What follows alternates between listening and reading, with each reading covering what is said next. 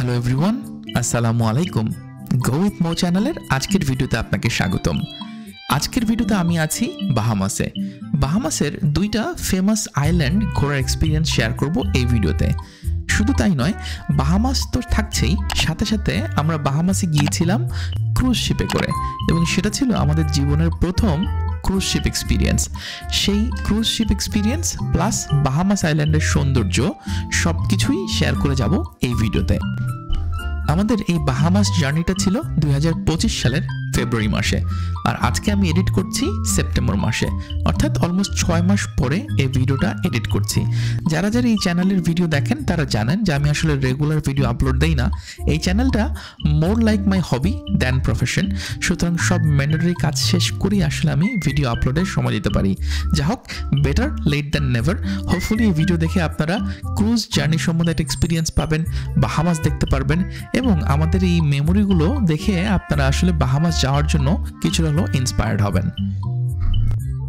বরাবরের মতোই আমাদের জার্নিটা শুরু হয়েছিল ভার্জিনিয়ার ডালস ইন্টারন্যাশনাল এয়ারপোর্ট থেকে। এখান থেকে আমরা চলে যাব মায়ামি, এবং মায়ামি ক্রুজ টার্মিনাল থেকেই আমরা রয়্যাল ক্যারিবিয়ানের ইন্ডিপেন্ডেন্স অফ দ্য সিজ এই শিপটা নিব বাহামাসের উদ্দেশ্যে। আমাদের জার্নি সব কিছু পুরোপুরি অন টাইম ছিল।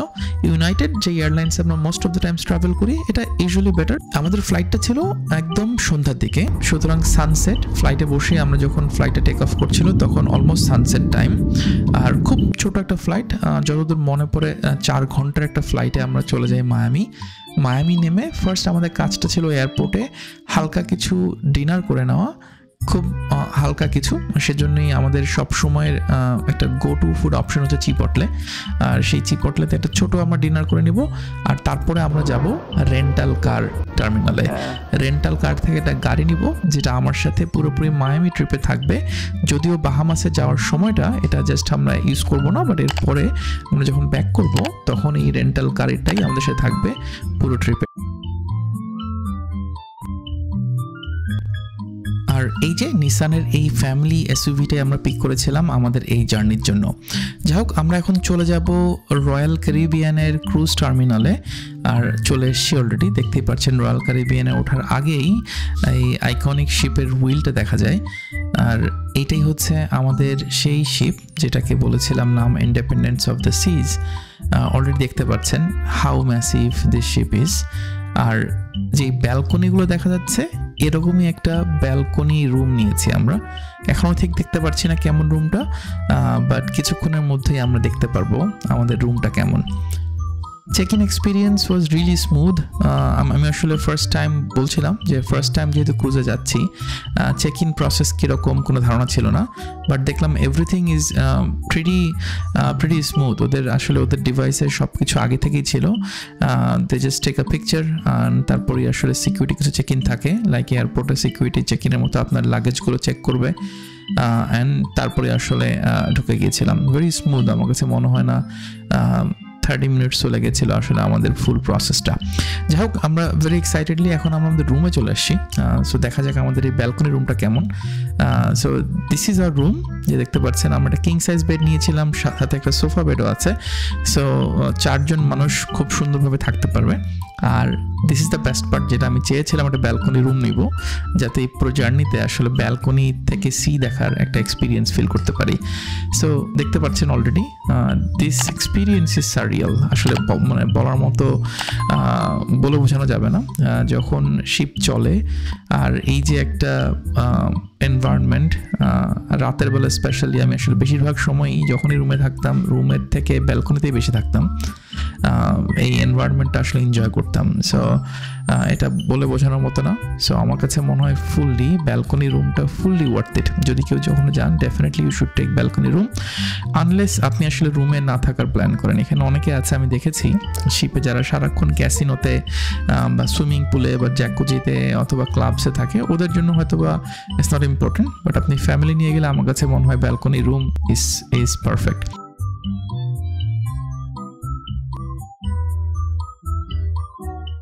রুমে চেক ইন করেই আমরা আসলে চলে এসেছি এখন কিছু কমপ্লিমেন্টারি ফুড চেক করার জন্য। দেখছেন যে এখানে আসলে শিপে অনেকগুলো রেস্টুরেন্ট ফুললি ফ্রি এবং সবসময় অপারেট করে। এই পিৎজা রেস্টুরেন্টটা সবসময় অপারেট করে, এই যে সুইমিং পুলের পাশে আইসক্রিম সারাক্ষণ সার্ভ করতে থাকে, প্লাস এই যে আপনার ফিশ অ্যান্ড চিপস এইগুলো সারাক্ষণ 24 আওয়ার সার্ভ করে থাকে। সো যখনই আসলে hungry you can always go there. আর plenty of food, plenty of restaurants, আসলে খাবার নিয়ে বিন্দু মাত্র কোনো চিন্তা করতে হয় না। পুরো শিপে এত অপশন, এত রেস্টুরেন্টস, আনবিলিভেবল। তারপর আমরা আসলে শিপের দিনটা, আজকের দিনটা আমরা শিপেই থাকছি। পরের দিন নেক্সট ডেতে আমরা যাচ্ছি হচ্ছে নাসাউ। সো শিপে দেখছেন এটা হচ্ছে আমাদের টপ ফ্লোর, যেখানে পুরোটাই swimming pool, water activities. So Yumna Sura তো সুইমিং পুল দেখেই অলরেডি ওদেরকে নামাতে হবে, ভেরি রেস্টলেস। সো ওদেরকে নিয়ে আসলে সুইমিং পুলে নামাচ্ছি। সুইমিং পুলের সাথে আসলে মুভি স্ক্রিনও থাকে। সো আপনি চাইলে সুইমিং পুলের মধ্যেও আপনি আসলে মুভি শো এক্সপিরিয়েন্স করতে পারবেন। আর ওদের এই শোগুলো বেশিরভাগ সময় কিডস ফ্রেন্ডলি মুভিগুলো থাকে, অ্যানিমেটেড মুভি দেখতে পাচ্ছেন আজকে যেটা চলছে। সো অনেক কিডসকে আমি দেখলাম আসলে সুইমিং পুল থেকেই আসলে মুভি শো এক্সপিরিয়েন্স করছে।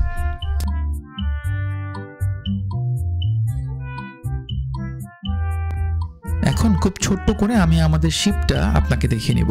কাউকে যদি আসলে আমার কাছে মনে হয় শুধুমাত্র এখানে এনে চোখ বন্ধ করে যদি খুলে দেওয়া হয়, কোনোভাবেই সে ধারণা করতে পারবে না যে এটা জাহাজের ভেতরে এই আর্কিটেকচার। এটাকে দেখে আপনার কাছে একবার মনে হয় আমার কাছে এটা 5 স্টার একটা হোটেল, কখনো মনে হয় একটা বিশাল একটা প্রিমিয়াম শপিং মল, আবার কখনো মনে হয় না অনেকগুলো রেস্টুরেন্ট, সব কিছু মিলে একটা বিশাল একটা গ্র্যান্ড একটা ব্যাপার স্যাপার আসলে।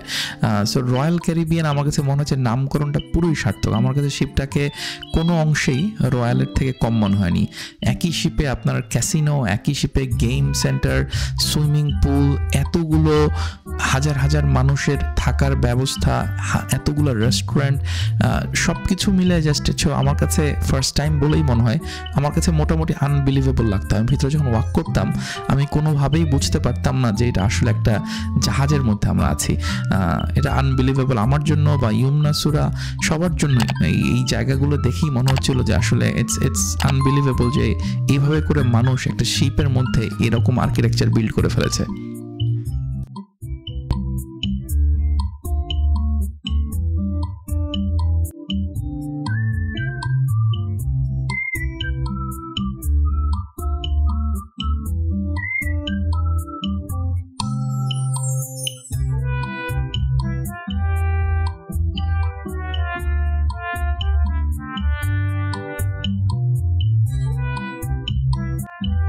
এখন আমরা আছি আমাদের এই শিপের কমন রেস্টুরেন্টে।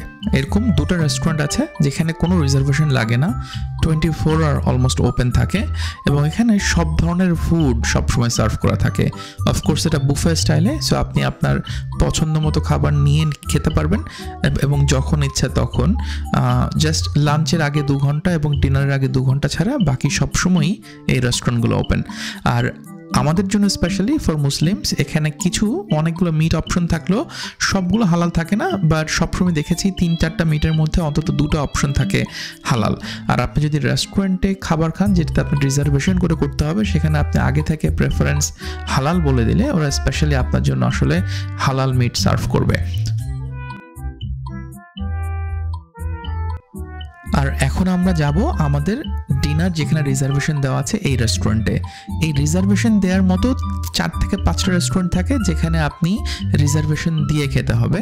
অর্থাৎ এটা আগের রেস্টুরেন্ট যেটা দেখাচ্ছিলাম সেটার মতো ওপেন ফর অল এরকম না। আপনি আগে থেকে রিজার্ভেশন দিলে তারপরে আপনার ওরা টেবিল বুক করে দেবে, তারপর আপনি এসে এখানে ডিনার করবেন। আমরা এখানে ডিনার করছিলাম, আগে থেকেই ওদেরকে বলে দিয়েছিলাম যে আমরা আসলে হালাল মিট অপশন চাই। আর আজকে ফার্স্ট ডে হিসেবে আমরা চাচ্ছি যে আসলে একটু ওদের স্টেকটা ট্রাই করব, আর হালাল স্টেক। সো আমাদের এক্সপিরিয়েন্সটা ছিল আসলে খুবই ভালো। বলেছিলাম যে এটা আসলে দেখলেই বুঝতে পারছেন এইটার ডিজাইনটা একটা রয়্যাল একটা ডাইনিং হলের মতো মনে হচ্ছিল। ফুড ওয়াজ রিয়েলি গুড, পুরোপুরি ফাইন ডাইনিং এক্সপিরিয়েন্স দেওয়ার মতোই আসলে এনভায়রনমেন্ট ক্রিয়েট করেছে তারা এই রেস্টুরেন্টে। আমরা এরকম একটা ফাইন রেস্টুরেন্টে আসলে খেয়েছিলাম, আর বাকিগুলোতে আসলে আমরা যাইনি। বাকি সবসময় আসলে আমরা কমন নো রিজার্ভেশন রিকোয়ার্ড যে রেস্টুরেন্টগুলো ওখানেই খেতাম।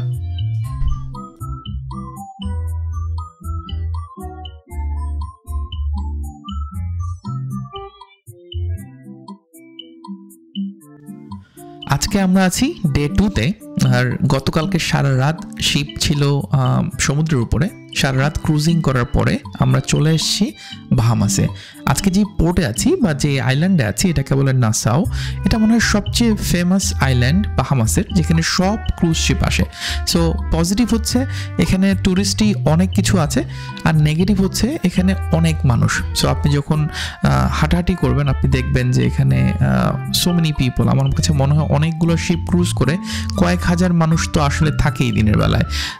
বাট তারপরে বলেছিলাম যে এটা আসলে আমাদের প্রথম বাহামাস এক্সপিরিয়েন্স। সো আমাদের কাছে খারাপ লাগেনি, আমাদের কাছে ভালোই লেগেছে।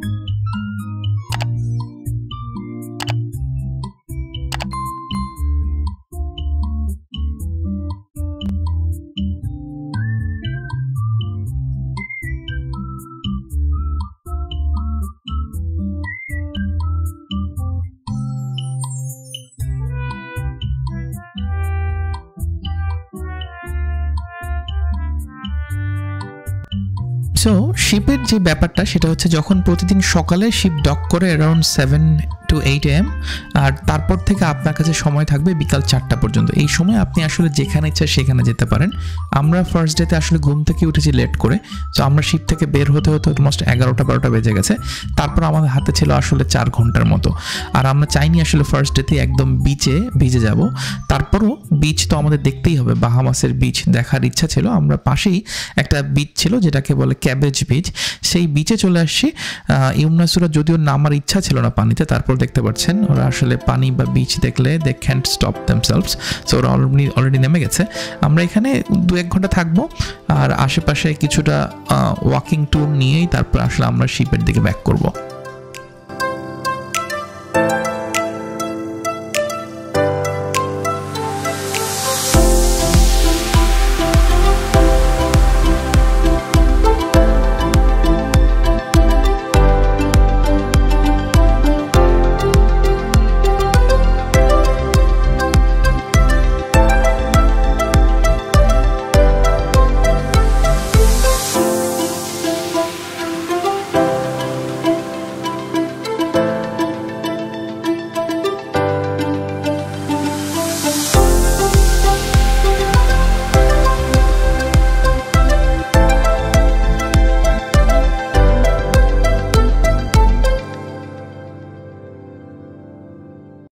সো আমরা আমাদের ডে 1 শেষ করে চলে এসেছি আবার জাহাজে।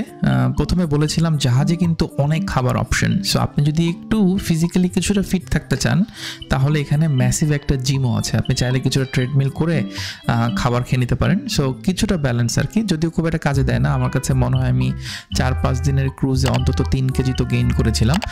বাট তারপরও দেয়ারস অলওয়েজ অ্যান অপশন। আপনি যদি চান কিছুটা হেলদিভাবে আপনি খাবার খাবেন, সেটার জন্য এই যে জিম অপশনটা থাকছে কিন্তু জিমে। আমরা আমাদের ডিনারে চলে যাব। আজকের দিনটা একটু টায়ারিং লাগছে, বিকেল সারাদিন বাইরে ছিলাম।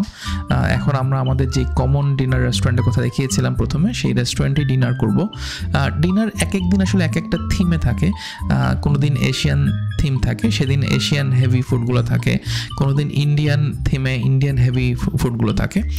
বাট আমাদের জন্য আমি দেখেছি যে কমন কিছু ফুড অপশন সবসময়ই থাকে, আর ইন্ডিয়ান ফুড অপশনগুলো অলমোস্ট কমন। সো রাইস নিয়ে কখনো চিন্তা করতে হবে না, অলওয়েজই রাইস অপশন থাকে। কিছু ইন্ডিয়ান ফুডসের কিছু অপশন সবসময়ই থাকে। আর আপনি যদি হেলদি খেতে চান, সালাদ অপশন তো আসলে থাকছেই অলওয়েজ।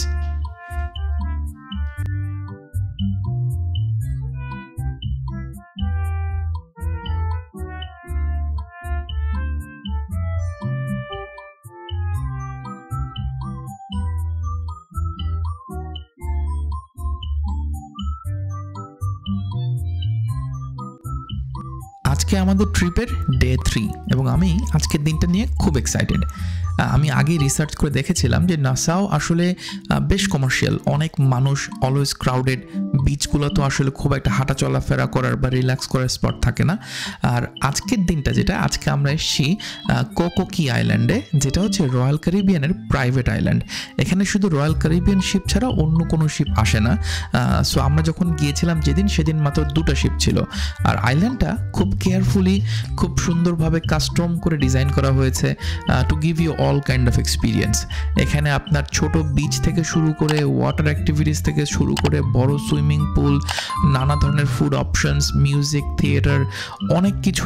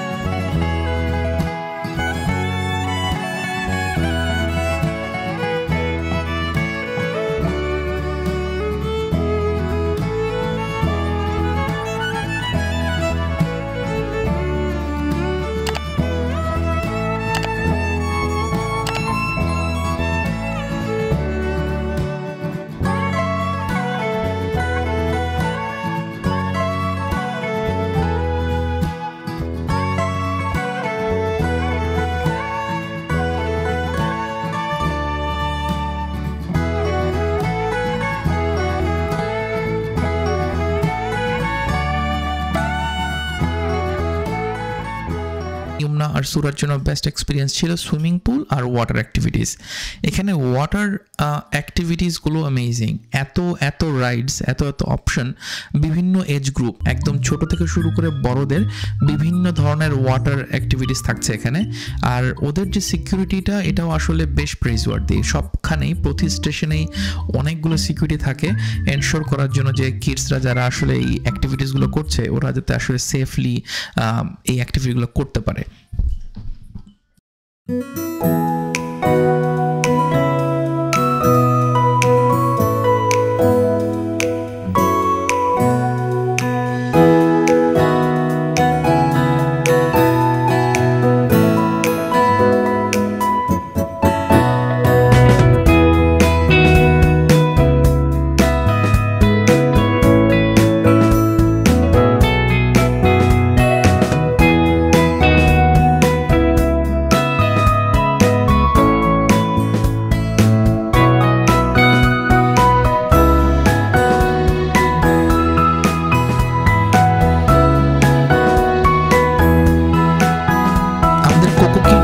শেষ, আমরা পুরো দিন এখানে যেটা বলেছিলাম সবকিছু করেছি। একদম ছোট প্রাইভেট বিচে নামা থেকে শুরু করে সুইমিং পুল থেকে শুরু করে ওয়াটার অ্যাক্টিভিটিস, লাঞ্চ, স্ন্যাক্স, পুরো এই কোকোকি রিসর্টটা ঘুরে দেখা, এই যে ছোট ম্যাপের মধ্যে যা কিছু দেখছেন সবগুলো ঘুরে ঘুরে দেখা, সব কিছুই আমরা করতে পেরেছি এই দিনটাতে।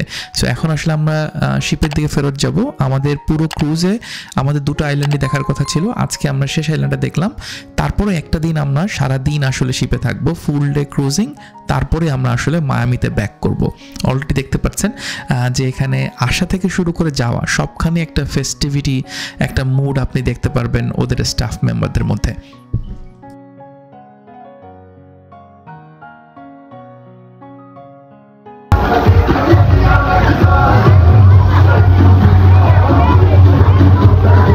Emna, turn around.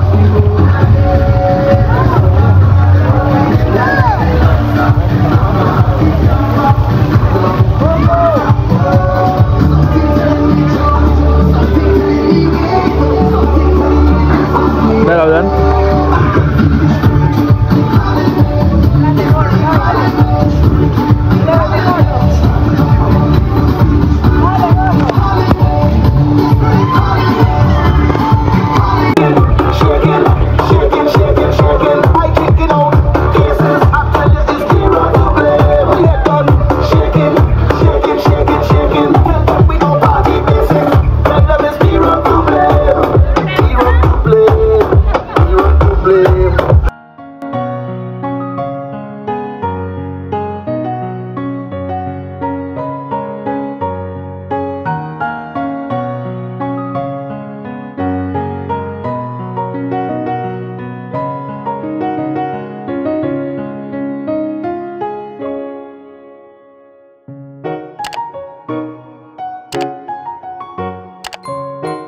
আমরা এখন আমাদের শিপে ফেরত যাচ্ছি, আর আমাদের থার্ড ডেটা বলেছিলাম সারাদিন আসলে ক্রুজ শিপের মধ্যে। সো থার্ড ডেটা আমরা পুরোপুরি আসলে শিপের ওয়াটার অ্যাক্টিভিটিস যেগুলো আছে, এই যে দেখতে পাচ্ছেন এখানে বিভিন্ন ধরনের স্লাইডস বা কিডসদের জন্য সুইমিং পুল, সারাদিনই আসলে আমরা এই ওয়াটার অ্যাক্টিভিটিসগুলো করেছিলাম। এটা বাচ্চাদের জন্য আসলে পুরো ক্রুজটা আমার কাছে মনে হচ্ছে যতটুকু না আসলে আমাদের জন্য এনজয়েবল ছিল, ওদের জন্য it was like really good. ওরা সুইমিং পুল লাইক করে, ওয়াটার অ্যাক্টিভিটিস লাইক করে, সো ওদের জন্য there was no less entertainment full cruise শিপের মধ্যে। সো থার্ড ডেটা আমরা আসলে পুরোপুরি এই সুইমিং পুলে, ওয়াটার অ্যাক্টিভিটিসে, জ্যাকুজির ভিতরে আইসক্রিম খেয়ে বা শিপটা আশেপাশে ঘোরাফেরা করে এক্সপ্লোর করেই কাটিয়ে দিয়েছিলাম। আর আজকে আমাদের শিপের লাস্ট ডিনার। দেখতে দেখতে আমাদের 4 দিনের ক্রুজটা আসলে শেষ হয়ে গেল। ওভারঅল এক্সপিরিয়েন্সটা ছিল অ্যামেজিং। আমি যে কেউ যদি আসলে ক্রুজে আসতে চাই, definitely I recommend Royal Caribbean.